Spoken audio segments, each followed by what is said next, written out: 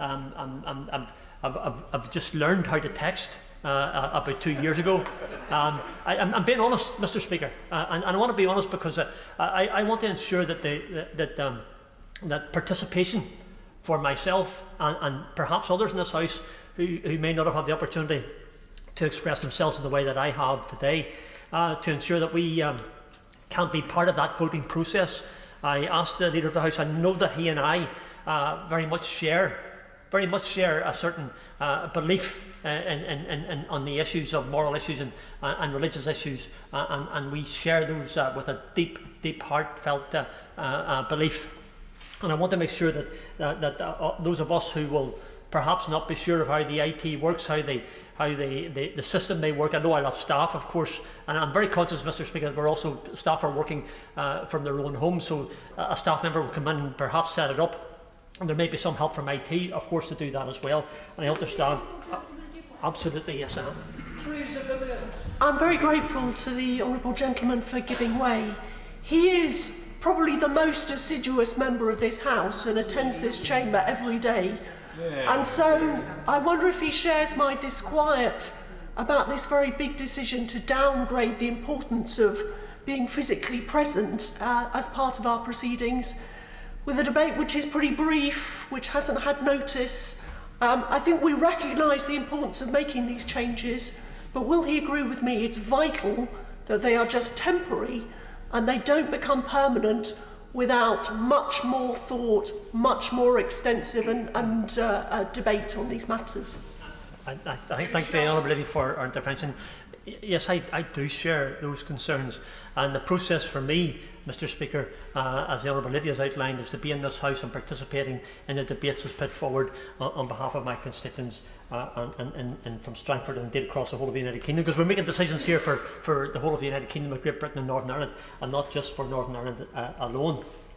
I do think, Mr. Speaker, that the reason why the scrutiny is really important in this House is because when we look forward to the future, and we have to have that exit strategy. I know I'm not for one second am I saying that the ministers and government and the Prime Minister have not got an exit strategy in mind, but I think it's so important that our people have some idea of that vision of where we're going and a time scale, providing everything goes according to plan. So we can perhaps look at how shops can open again. For instance, hardware shops are able to open, garden centres aren't. Some people might say, I'm one of them, by the way, Mr. Speaker, who would say that if hardware stores can operate in the self-distancing process that they can back home, where you phone up the place, you make your order, you then arrive down, you stay in your car, somebody comes out and leaves it for you, he leaves, and then you pick it up and put it in your car and take it away. Why can't that process not be the same process for garden centres? Again, that's something, when it comes to scrutiny in this House, we should perhaps have the opportunity to do. For funerals, we understand the sadness, Mr. Speaker, there are for those people who have funerals. I've had a couple of my constituents who have passed away, and I'm very, very conscious that at both those funerals that only 10 people could attend, and that meant that some family members were precluded. I understand the process. I'm not being critical of how it was done. I'm just saying, is it not possible in this process of scrutiny that we have, Mr. Speaker, that the self-distancing process could have meant more people could attend the funerals? Norman McBride from my church died, only 10 people could attend. That was immensely frustrating for many people who wished to express themselves, but the opportunity to do that will come again. But I just want to ensure that we can have the opportunity, Mr. Speaker, to ask the questions in this House or through the new process of the virtual Parliament, and that we can enable our constituents to have a voice in this chamber, or whatever that process that will be. Ever mindful, as Honourable Lady referred, it's only for a short time, and it's only for a short time is why I understand the need for it. Mr. Speaker, who would ever have thought that we would be in the position we're in today? There'd been nobody, not myself in particular, would never have predicted that things would be as they are. I just want to say as well, we need to scrutinise. We need to have an opportunity to ask the questions for our. I've already emailed and written off to the Minister for Agriculture, for DEFRA, on the issue. And Mr. Speaker, I know what I'm going to say is exactly what you're thinking. and it's about the beef cattle's down £185 a beast. It's about lambs that are down £40 each. It's about milk dropping from 28.5 litres down to 23.5 litres, with a possibility of falling to 18. Those are critical, crucial issues for us in this House to ask with scrutiny. And we can't answer this question, as the Honourable Gentleman referred to, in 3 weeks' time. We need the answer today. And that's the point when it comes to scrutiny in this House and how we move forward. And also, I conclude with this, Mr. Speaker, and I'm not going to go much longer on this, just to say this, that we also need contact, and I'm sure, I know it's happening, but it's really important that we have all the 4 regions of the United Kingdom, of Great Britain and Northern Ireland that are working together, so when we move forward with the questions that come up regionally, with the issues that we all have, that we have a strategy that can move us forward. I think it was Captain Tom Moore, who we all know and have much enjoyed, who raised through that social giving some £25.5 million, and he said tomorrow will be a better day. Let's hope for that. Leader of the House. Thank you, Mr. Speaker, and with the leave of the House, if I may try and respond to some of the points that were made. The Right Honourable Lady, the Shadow Leader, asked if the time limit can be expanded. We are currently working with what we think is the maximum that can be done with the technology, but very much the hope is that it can be expanded. And you, Mr. Speaker, responded to the point on secure voting. Any remote voting must be secure. We don't want other people to be voting other than members. Yes, of course. I'm exceedingly grateful to the Leader for giving way. I agree with him, obviously, that it needs to be secure, but also can he provide some reassurance that when testing for voting is done, that it actually has enough capacity to allow all 650 members to be able to vote remotely? Because my understanding is on testing yesterday, it didn't go terribly well, is how it's been described to me. Mr. Speaker, the Honourable Gentleman is absolutely right that any system needs to work and to be robust and to ensure that votes are properly registered. On points of order which came up both from the Right Honourable Lady and from the Honourable Gentleman, I believe those can be sent to you, Mr. Speaker, in written form. So it's not as if there won't be any ability to raise points. It simply won't be possible to interrupt a television screen because that wouldn't actually work. If I could reiterate my thanks to my right honourable friend, the member for Staffordshire Moorlands and chairman of the Procedure Committee. Like her, I think all MPs have seen an enormous explosion of casework, and therefore having the ability to hold ministers to account and get answers for one's constituents is very important.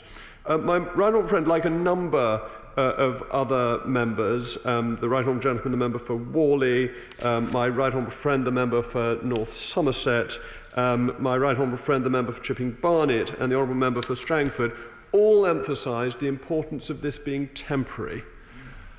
I would not have put my name to these motions if it were not going to be temporary. I want Parliament to be back operating properly in its normal way. But as the honourable gentleman, the member for North Antrim, pointed out, this is actually about people dying. And what we are doing is part of trying to save lives along with the rest of the country. And yes, it is second best. Yes, it is imperfect that we should meet with those screens and with the chamber losing its normal decoration in the way that it has. But we are doing our best in very difficult circumstances to maintain as much as we can. It goes on the 12th of May. It may have to be renewed at that point, but the motions are temporary and will remain temporary. I agree with the right honourable gentleman, the member from Worley, that this is much better than press conferences. Holding the government to account makes for better government. And it may not be that this is a common view expressed at the dispatch box, but it wasn't that long ago that I was a backbencher, and that as a backbencher you see week in, week out, year in, year out, how better decisions are taken because the government is held to account. And I think wise governments, and inevitably I think this government is a wise government, actually have the sense to recognise that. My right honourable friend, the member for New Forest West, made an extraordinarily important point. Fundamental constitutional point, that a member who wishes to represent his or her constituents must be able to do so. And that is part of what we are trying to do. Now, how this is managed with a maximum of 50 in the chamber is a matter for Mr. Speaker. But the purpose of that is that we maintain safe social distancing, but that if a member needs to get in and is on the list to be called to speak, if I am in the chamber, I will leave to make way for that member to come in and speak. I will go and watch it in my room on the television if I'm answering the debate, so that the member may come in and make the point. We will have to work with each other to maintain our ancient constitutional rights. And I would point out, Mr. Speaker, you know it's one of my favourite points, we have all had a right of uninterrupted, unhindered access to Parliament since 1340. It is one of our most ancient and most precious rights. And I can assure my right honourable friend that I'm not the person who wants to be Leader of the House when that right is taken away, but it may be operated differently to ensure that it works with safeguarding.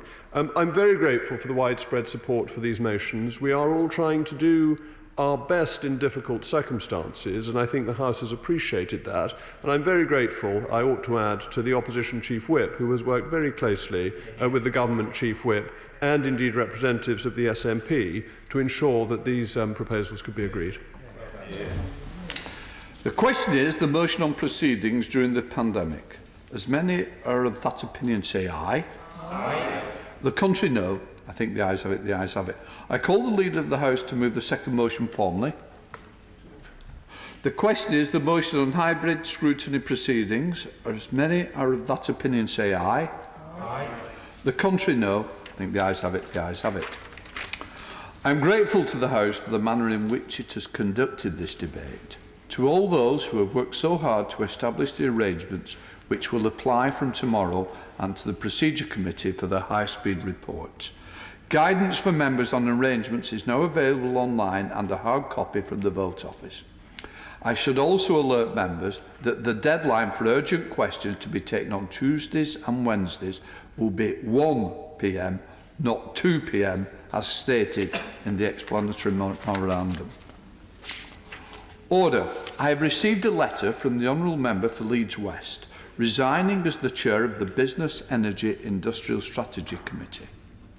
I have also received a letter from the Honourable Member for Stretford and Urmston, announcing her intention to resign as Chair of the Committee on Standards when her successor has been elected.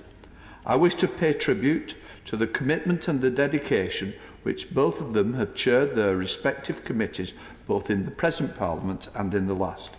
I will make an announcement about the arrangements for elections tomorrow. I understand that the 10-minute rule motion will not be moved. Business statement. Business statement. Mr. Speaker, I should like to make a business statement. Mr. Speaker, you have announced new arrangements for all questions, urgent questions and statements in this House during the coming weeks. And with this in mind, the arrangement of with the agreement of other parties, it is the Government's intention to prioritise its legislative requirements to allow for minimum attendance in this chamber. I can confirm today that the House will not proceed with the second reading of the Immigration and Social Security Coordination EU Withdrawal Bill. Tomorrow, Wednesday the 22nd of April, the House will for the first time be able to question ministers remotely. Prime Minister's questions and any urgent questions or statements will be followed by procedural motions. On Monday the 27th of April, this House will return for the second reading of the Finance Bill. On Tuesday the 28th of April, the House will consider the second reading of the Domestic Abuse Bill, and on Wednesday the 29th of April, the House will consider the second reading of the Fire Safety Bill. We are living in uncertain times, and as a consequence of the situation that we are in, the business that I have announced will be subject to continuous review and possible change. I will, of course, update the House as required. Where do I start? Let's work along. William Bragg. Thank you. Apologise. Too busy standing. Shadow Leader of the House. I'll reverse. Thank you, Mr. Speaker. I'm still here. Can I thank the, virtually and physically, thank the Leader of the House for the emergency business statement. And can I start by, because we haven't had the opportunity before, to remember the dead and the grieving families. Their lives are utterly changed and they'll never be the same again. I also want to mention, because we do live in extraordinary times, we have had a Prime Minister who's been in intensive care and other members of this House have been extremely ill. and I want to wish them all a speedy recovery and to remember them. Also to all the frontline staff, the NHS and all those involved in public service, and everyone from the House authorities for getting us to this point. The leader did say that we would be returning on the 21st, and despite this extraordinary circumstance, we are here debating in the House of Commons in the Chamber on the 21st of April, and we have returned to do the democratic process and to hold the government account, which of course we want to do. The opposition have come out of lockdown and there was red smoke, and I'm pleased to say, and I'd like to congratulate the new leader of the opposition, the Right Honourable Member for Holborn and St Pancras, and the Honourable Lady from Ashton-under-Lyne. We have a new front bench team who are working incredibly hard, and we do want to work in a constructive way to protect people and the economy. And it is right that we learn from other countries, Mr. Speaker, and that we start looking at an exit strategy to plan in advance so that options can be explored and strategies tested for when we do come out on the other side, and make sure all our folks don't suffer. I appreciate this is not static, it's going to change, and I want to also pay tribute because I know how hard my Chief Whip and the Government Chief Whip have worked in ensuring that we get to this place, and we know that the usual channels will have to work continually to ensure that business comes before this House. Things won't be static. I had understood that, but the leader hasn't announced, there will be a statement on coronavirus tomorrow. I hope he can confirm that. What we're looking for, Mr. Speaker, are answers, proper answers, like we get the graphs at the press conferences. We want to know how many ventilators there are, whether there is PPE. We don't, the leader of the House, we already know that there has been difficulty in pinning down when exactly the PPE is coming from Turkey, and that shouldn't be the case. We need to know that it's going to arrive, when the shipment will be here. We do want to work in a constructive way, and our constituents will tell us, because we know they've been stranded, as the Honourable Member for Worley has said, they've been stranded, but when they tell us that they've come through, they said Heathrow Airport is acting in a completely different way to other airports. There are no checks, there is no hand sanitisers, no masks, nothing. People just walk straight through. So it's right that we have to raise these issues, and we will continue to raise them. And I want to place on record my thanks to the Acting High Commissioner in India, Jan Thompson, who's been absolutely fantastic in getting our constituents back. He knows I'm going to raise our British citizens, Nazanin, Anushe and Kylie, British citizens that we want to be responsible for. They need to be back home in this difficult time. But with another death of a BAME consultant, Manjit Singh Ryat, 52 years old, who died in his own hospital, could I ask the Leader of the House to provide a written statement on the terms of reference on the inquiry that the government has announced into the over-representation of deaths among the BAME community, not only on the healthcare professionals, but also ordinary citizens. And finally, I want to wish our gracious Sovereign a very happy birthday. Leader of the House. Thank you, Mr. Speaker. The Right Honourable Lady is so right to mention at the beginning of her statement the dead and the grieving, and that we must pray for the souls of the dead and for the comfort of those who grieve, and for those who are suffering in the hope that they recover. And I think all of us have known people who have been very seriously ill, and the recovery of those who have been ill is something that is worth praying for. May I join her in congratulating the Right Honourable Gentleman, the Member for Holborn and St Pancras, in his election. I'm one of those people who always thinks that an effective opposition leads to better government. So I, in a roundabout way, wish him extraordinarily well, because I think it's in the interests of the country to have an effective opposition. And I also congratulate the Honourable Lady, the Member for Ashton-under-Lyne, in winning the deputy leadership. But I'm particularly pleased, if I may say so, Mr. Speaker, that the Right Honourable Lady remained in her post in the reshuffle, I hope that we can carry on debating as we have been. And I'm grateful for her support in this difficult time, and for the support of the opposition in being very constructive in most of its suggestions. I too believe there will be a statement by the Health Secretary tomorrow, the first virtual statement. and that I'm sure he will, as always, give proper answers. I don't think she needs to worry about his answers being anything other than proper and complete. And it is right that issues are raised in this House in that way. As always, she raises the issue of Nazanin Zaghari-Ratcliffe, who has been temporarily released, as she knows, and the government hopes that that release will be made permanent and continues to make the case for British citizens who are detained improperly. I note her request for the terms of reference for the inquiry into the disproportionate number of deaths among the BME community, and I will take that up for her and give her a written answer. And I got in first on wishing Her Majesty a happy birthday, but I'm always happy to do it, and isn't it wonderful that we can carry on singing the national anthem, washing our hands, and we will do that today with a special spring in our step. William Wright.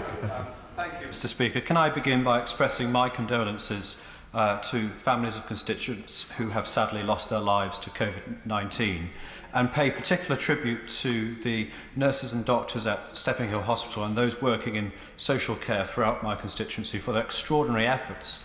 And in that light, could I ask the Leader of the House if he could convey the message that it may be appropriate for the Chancellor of the Duchy of Lancaster to make a statement tomorrow upon the PPE procurement processes, because I'm sure that we're all finding in our own ways with the inquiries from businesses and healthcare settings that there is certainly a blockage in the system. Mr. Speaker, I would have tabled an urgent question on the matter today, but it would be an invidious decision for you to have made, given many members have not been present and our proceedings had not yet adopted. But its urgency is absolutely vital.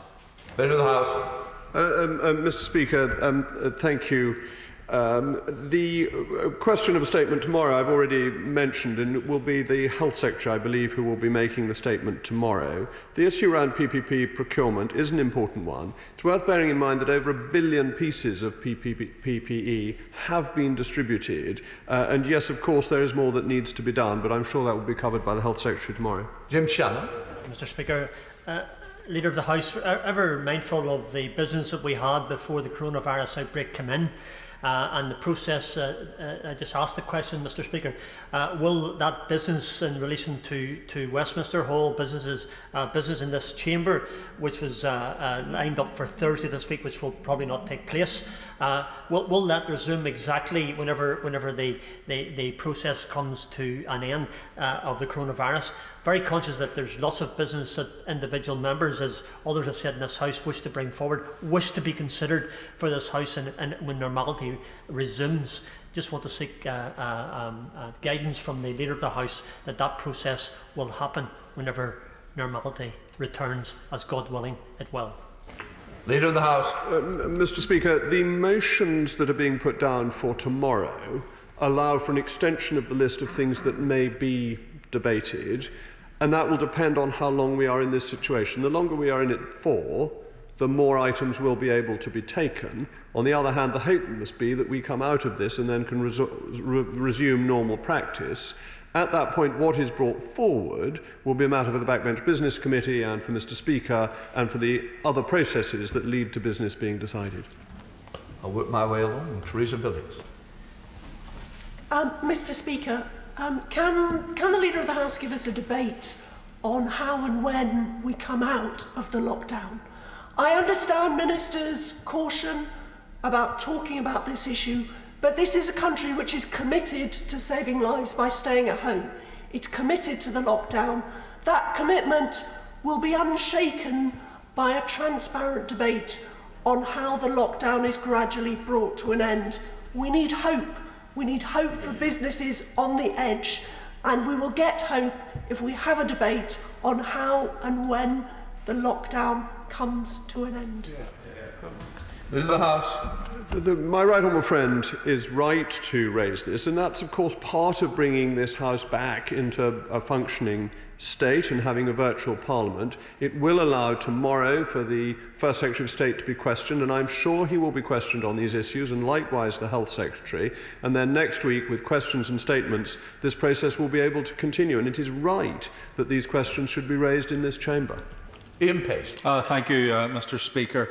Can the business Leader of the House indicate to us when the Secretary of State for Northern Ireland will be able to take questions and make a statement about the impact of COVID-19 in Northern Ireland, and when could we have a debate specifically that would allow us to address the issues that have specifically impacted on our province. Could you also indicate to us, in line with other questions that have been asked, that there will be no attempt to usurp the powers of the Northern Ireland Assembly now that devolution is up and running again on any matter, and of course most importantly in those matters to do with the life of the unborn child? And finally, would the business leader of the House consider at the end of all of this, and we'll know how people in Northern Ireland love to march and love to celebrate, but at the end of all of this, could we have a march for our health workers across the United Kingdom, a march for health to encourage them, to thank them in a very public way, more than just what the round of applause has done every Thursday night, and something that will say to them how grateful we are for the great work that our doctors, our nurses, our care workers have given to our entire community. Leader of the House. Mr. Speaker, first of all, the easy question to answer, that Northern Ireland questions will next be held on Wednesday the 13th of May, and that will be an opportunity to raise with the Secretary of State the Honourable Gentleman's second question about how the relationship between the Secretary of State, this Parliament and the Assembly will work, which is, I think, a matter for him. As for marches, what a wonderful idea. I know that in Northern Ireland there is a great affection for marches, though they're sometimes quite controversial. I always think it's worth remembering, speaking as a Catholic, that the Holy Father in 1690 had a Te Deum sung in honour of the victory at the Battle of the Boyne of King William, because he wasn't getting on very well with Louis XIV at the time. Thank you very much, Mr. Speaker, and again, thanks to you and your team for enabling us to return to raise this very wide range of issues that we will want to be questioning ministers on. And can I also put on record my thanks to the team from the Treasury Select Committee who enabled us to meet quite a few times during recess in order to probe on the economic issues. My question is a parochial one, but nevertheless very important one to my constituents, which is that just over 2 months ago, the town of Tenbury Wells was very badly flooded, and that was the top story in the news at the time. And I wondered whether the Leader of the House could give an indication as to when the adjournment debate that I have on the subject, which has now been postponed twice, will be able to be held. Leader of the House. Thank you, Mr. Speaker. My honourable friend is absolutely right to praise those running select committees. Before we rose for Easter, it was thought extremely difficult to allow select committees to meet regularly, and by the time we got back, we can now have a regular range of select committees meeting. It's been a hugely impressive effort by the parliamentary staff. As for adjournment debates, as I mentioned earlier, it depends slightly on how long this procedure lasts, that we would seek to extend it to cover more and more business the longer it lasts, but my hope would be that we will be back to normal before that level of extension has been reached, in which case matters of adjournment debates will be in Mr. Speaker's hands, though I have a feeling that he will be sympathetic to requests to reinstate adjournment debates where members have been generous enough to allow them to not be taken. Sir Charles Watt. Thank you, Mr. Speaker, for bringing us back here today. You've put a huge amount of effort into that, and I really do thank you for that. Also, could I thank those hundreds, if not thousands, of my constituents who go to work every day to make my life a little easier and the lives of my neighbours a little easier and those people I represent a little easier. These people are doing a truly terrific thing, and they deserve all of our congratulations wherever they're doing it. Can I ask the Leader of the House, as he's a Cabinet Minister, whether we could look at the retail, hospitality and leisure sector grant and its scope? I think there are a number of businesses that are excluded from it. I think particularly those in the exhibition industry who have seen their entire business evaporate, and they'll be the first into this recession, and I suspect they'll be the last out. And could we also look at the small business grant? There are a number of businesses that are excluded from this grant because their rates are bundled up with their rent, paid to their landlord. Many of these are concessions or very small cafes or businesses, and they're missing out on the £10,000. And I really do hope the Leader of the House can convey that to the Chancellor. Leader of the House. Mr. Speaker, all of us who are constituency MPs as well as ministers are aware of these issues being raised by our constituents. And the point he makes on rates when they're rolled up in rents is an obvious and important one. Treasury questions aren't actually taking place until the 18th of May, but of course the Prime Minister, and therefore Prime Minister's questions, are to the First Lord of the Treasury, and I'm sure the First Secretary will be able to answer his questions on these matters, but in the meantime I will take them up with the Chancellor on his behalf. Chris Loder. Thank you, Mr. Speaker. I should like to place on record my thanks to the healthcare professionals, the doctors and the nurses, and particularly our social care workers across West Dorset. But I would like to ask the Leader of the House if he might make provision for a statement from the Environment Secretary on the state of farming and our food supply industry, which I'm greatly concerned about at this time. We've had a number of conference calls with the National Farmers Union and others at the moment where it is very clear the dairy industry and the beef industry particularly are in great stress, and I greatly fear for the future of the food supply chain. Leader. Mr. Speaker, this is a matter of the greatest importance, and I will pass on to the Secretary of State his concerns. Questions to the Secretary of State for the Department of Food and Rural Affairs and the Environment are not immediate. They're relatively late in the schedule on the 19th of May, so we'll see if this can be taken up more directly and more swiftly. Anthony Batten. Mr. Speaker, thank you to the Leader of the House for his responses this afternoon, and I actually join on the point that was made before last around business rates. I in my constituency have had a lot of business rates relief, and where the grant has come in, the small business grant has been exploited by, in certain cases, second homeowners. Will he instruct and ask the Chancellor and his team to review how business rate reviews are dealt with and the relief is granted, and how these small business grants that are there for businesses at this time of need are issued, because they are being exploited? Leader of the House. Mr. Speaker, as I understand it, that it is only available if second homes are genuinely used for businesses. So if they are used for business purposes, the grant is available. And I think that's fair and reasonable as long as they are being used for business purposes, and that's, I understand, how the grant is being applied. John Starr. Thank you, Mr. Speaker. Could I just go back to a subject I raised with the Speaker during the course of, the Leader of the House during the course of my contribution, about those large number of constituents who are still stranded in India, Pakistan, and Bangladesh. Many of them are elderly. The temperature there is rising enormously. Conditions are becoming unbearable. There has been an improvement in the number of flights, but we're still well behind many other countries in that, particularly Germany. We need urgent additional flights in order to get these people home. Leader of the House. Mr. Speaker, the government has made enormous efforts to bring people back, and the numbers involved are very large. 200,000 people have come back from Spain, 13,000 from Egypt, 6,000 from Pakistan, and 1,000 from New Zealand. So it has been a big effort by the government, and particularly difficult when the number of aeroplanes flying has been reduced. But may I suggest that the Right Honourable Gentleman may wish to raise this with the Foreign Secretary, the First Secretary of State, when he's answering Prime Minister's questions tomorrow. Right. I understand that the 10-minute rule motion will not be moved. The Clerk will now proceed to read the orders of the day. Immigration and Social Security Coordination EU Withdrawal Bill, second reading. Tomorrow. Tomorrow, motions 3 to 5 cannot be moved as they are consequential on the motion for second reading. The question is the House do now adjourn. Well, first of all, to move it. I beg to move this House do now adjourn. The question is this House do now adjourn. As many of that opinion say aye. Aye. The ayes have it, the ayes have it. Order, order. Thanks, everybody.